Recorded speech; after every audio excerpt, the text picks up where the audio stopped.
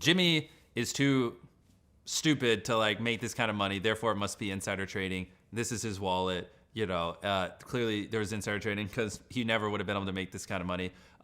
When in reality, which is what I told Coffee in that statement we gave him, it was managed by a fund. So I wasn't the one managing the wallet. I've never had access to that wallet. I've never done the buying and selling on that wallet. There's a actual professional who's written books on crypto and lived and breathes crypto every second of the day managing it. So most of the allegations there are just answered by I am too stupid to do that. That's why a fund was managing it. You know what I mean?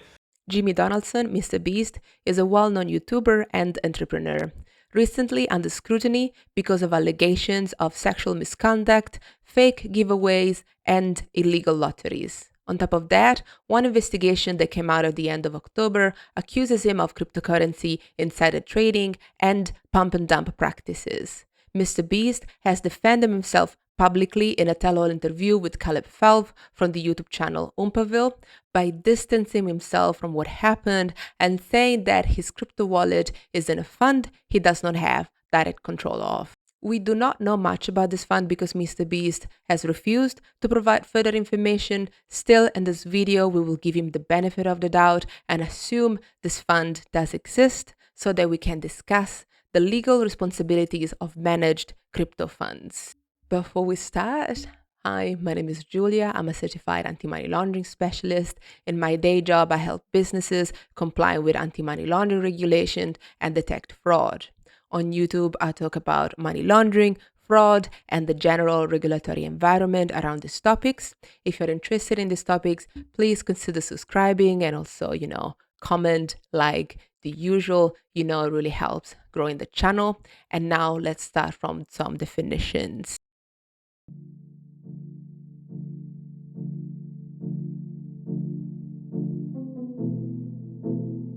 Insider trading refers to the buying or selling of publicly traded companies' stock or other securities based on non-public material information, often by individuals who are internal of an organization, like executives or employees. Insider trading is illegal when the information is used to gain an unfair advantage in financial markets. In old-fashioned finance, insider trading could happen, for example, before an acquisition of a company. If an employee or a consultant working on a pending acquisition deal knows that company A is acquiring company B at a higher price than its stock price, they could illegally buy shares of company B before the deal is announced. Once the acquisition is made public, the stock of company B would typically spike, providing the individual with substantial illicit gains. In the crypto world, insider trading works very similarly. For example, if a person becomes aware that a coin is about to be publicly listed, they can purchase the coin during private pre-sales or through coin swaps and profit from the raise in price once the coin is listed. Crypto insider trading is illegal the same way that traditional insider trading is, and in the United States, it is monitored by the U.S. Security and Exchange Commission, SEC. Pump and dump is a fraudulent trading scheme that manipulates the price of a financial asset, which can be stocks or cryptocurrency. In either case, a group of individuals buy large quantity of an asset, creating a surge in demand. This sudden increase in demand drives up the price, and to further increase the price, these individuals boost the asset through misinformation, or in the case of an internet influencer, by endorsing or promoting the asset on their platform. Once the price is inflated, the manipulators sell off their holdings at the inflated price, making a profit. Usually the price crashes because the manipulation is exposed or when the demand fades, leaving those who bought during the pump phase with significant losses. Pump and dump in the traditional financial market is considered fraud and market manipulation.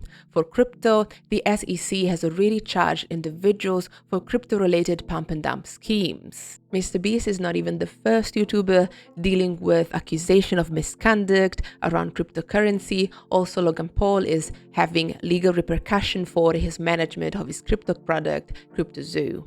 Now that we have an idea what we're talking about, what did MrBeast do?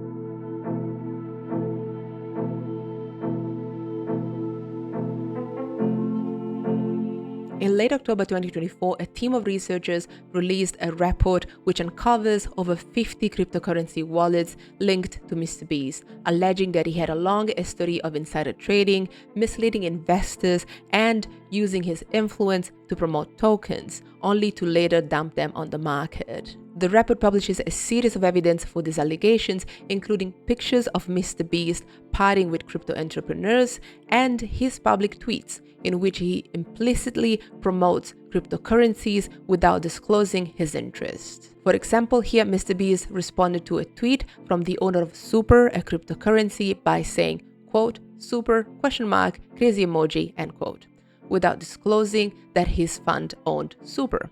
Obviously, it did not say buy Super, but with his enormous influence, just him mentioning the coin can have an impact on the market. Pump and dump is not only an obvious buy this coin, also a more subtle messaging can be considered pump and dump if it manipulates the market. We cannot know what is the return of MrBeast in relation to Super, but estimates says it is around millions of dollars. The team of investigators concluded, quote, "Through our analysis of MrBeast's wallets, we found multiple instances where he invested in cryptocurrency projects during pre-sale, leading to substantial returns.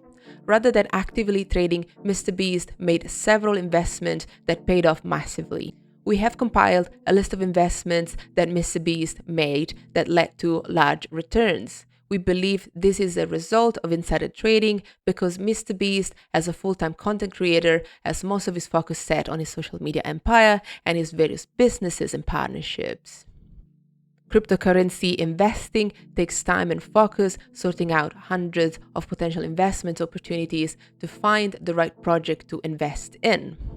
With MrBeast's track record of consistently hitting large returns whilst being a full-time content creator and owning various businesses, there is an extremely high likelihood that his success in cryptocurrency investing is not the result of sharp trading intuition, but just knowing insider information," end quote.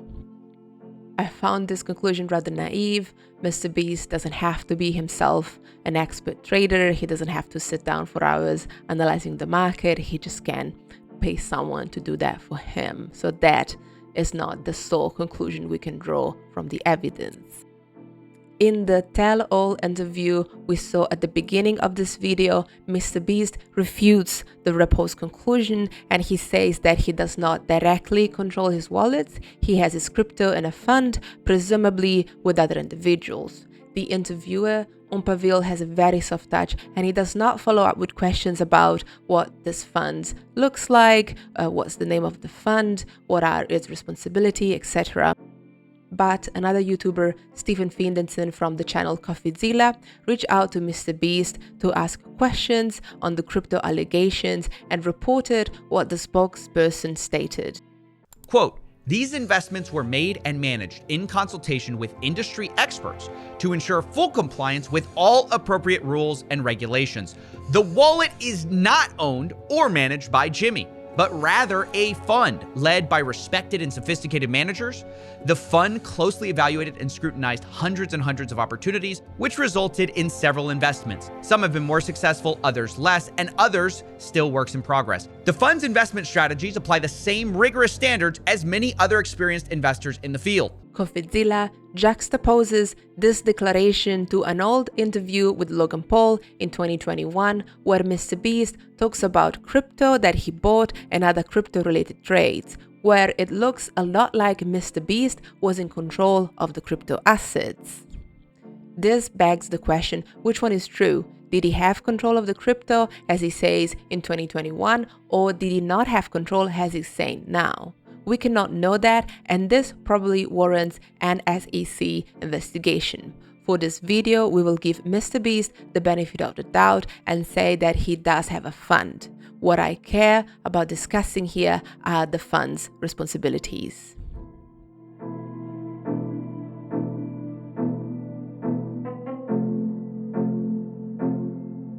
Crypto investment funds are structured to provide investors with exposures to cryptocurrency markets while managing risks. This fund come in various forms depending on their investment strategies, and we do not know exactly what type of fund MrBeast is referring to because he doesn't want to talk about it.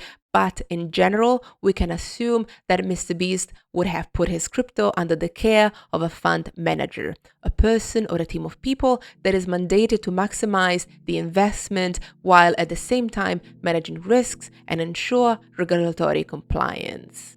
Crypto funds, like other investment funds, need to comply with multiple layers of compliance. First, they need to be registered, usually with the SEC, which oversees the majority of this type of funds, and comply with securities law, which governs the issuing, trading, and sale of financial instruments. On top of that, these funds need to comply with anti-money laundering legislations and anti-fraud legislations. Notably, in 2013, the Financial Crime Enforcement Network, FinCEN, classified cryptocurrency exchanges and related businesses as money services businesses, meaning that crypto funds, like traditional financial institutions, must follow anti-money laundering laws under the Bank Secrecy Act and the Patriot Act. These laws requires crypto funds to collect information on their customers, monitor transactions, keep records, and submit suspicious activity reports. Anti-money laundering and anti-fraud processes often overlap within an organization because they have similar goals, preventing crimes, and because the processes and controls that are put in place for anti-money laundering are used for or can be used in conjunction with anti-fraud procedures and controls. Also, money laundering and fraud are strictly linked. Once a bad actor has committed fraud, they need to find a way to launder the illicit gains. These laundered illicit gains are reinvested for committing further fraud, and the cycle continues. Based on the behavior of MrBeast's wallet as recorded in the October report, it appears evident that the fund managing MrBeast's cryptocurrency failed to exercise sufficient care in managing risk and ensuring regulatory compliance. This lack of diligence suggests a failure to implement robust control and risk management strategies, which are essential to comply with anti-money laundering and anti-fraud requirements.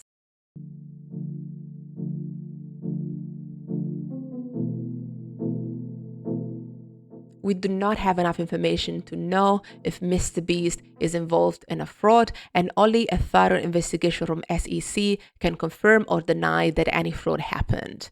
But we can say that MrBeast was ill-advised by his very mysterious fund manager. If the fund has certainly upheld its mandate to increase MrBeast's investment, it did not uphold the second half of its mandate, which is to manage investment risks and ensure regulatory compliance.